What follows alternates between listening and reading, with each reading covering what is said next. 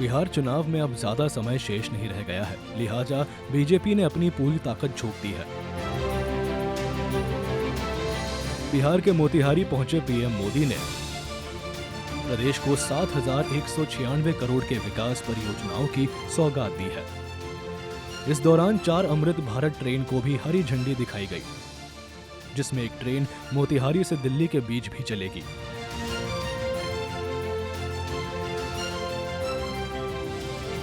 Rally को संबोधित करते हुए पीएम मोदी ने कहा कि हमारी सरकार विकसित बिहार बनाने की दिशा में काम कर रही है।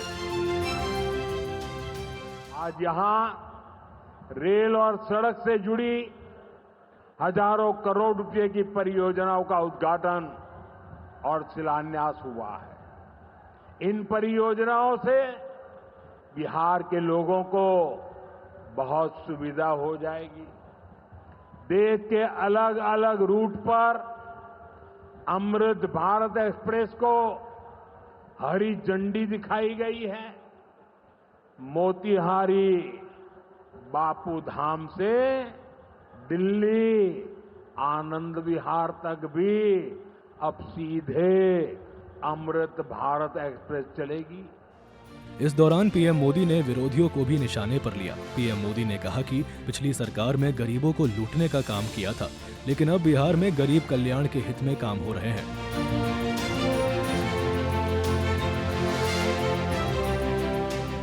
आज की पीढ़ी को जानना जरूरी है कि बिहार 2 दशक पहले किस तरह हताशा में डूबा हुआ था।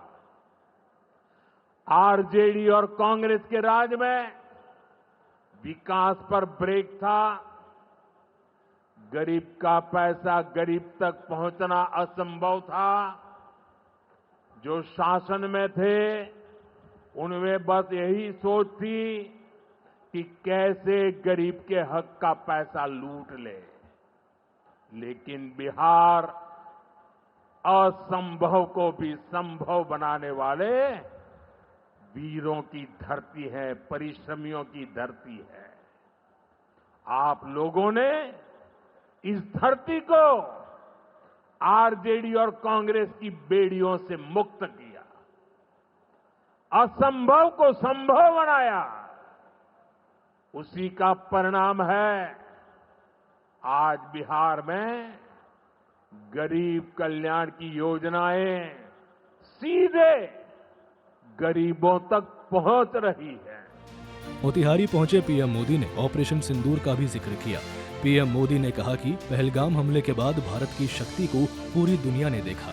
हमारा संकल्प है कि हम भारत को नक्सलवाद से पूरी तरह मुक्त करके रहेंगे। साथियों, ये नया भारत है। अब भारत मां भारती के दुश्मनों को सजा देने के लिए जमीन आसमान एक कर देता है। बिहार की इसी धरती से मैंने ऑपरेशन सिंदूर का संकल्प लिया था और आज उसकी सफलता पूरी दुनिया देख रही है। प्रधानमंत्री नरेंद्र मोदी के इस दौरे से एनडीए की कोशिश चंपारण की सभी 21 सीटों पर जीत दर्ज करने की होगी। पिछली विधानसभा चुनाव में चंपारण की 17 सीटों पर एनडीए की जीत हुई थी, जबकि महज 4 सीट पर महागठबंधन को जीत मिली थी। वहीं बीजेपी के लिहाज से चंपारण इसलिए भी महत्वपूर्ण है क्योंकि विधानसभा की 21 सीटों में से 15 सीट अकेले बीजेपी के खाते में आई थी।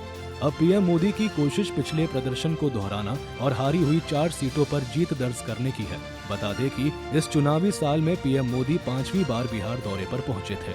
ब्यूरो रिपोर्ट, सूर्य समाचार।